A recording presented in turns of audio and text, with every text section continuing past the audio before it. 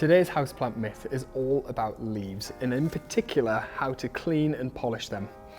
You will see a myriad of different home remedies and products that you can buy.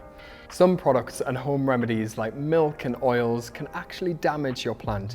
They clog the stomata with a coating over them, which stops them or slows down photosynthesis. Cleaning the leaves of your plants is really important. Removing dirt and dust buildup is going to allow more light onto the leaf and allow your plant to photosynthesize better. But you don't need any other products other than simple damp cloth in tap water. And all you do is wipe that over the leaves gently, place your hand underneath to support the leaf and wipe it off. You can do the top and the bottom, and that is literally all you have to do.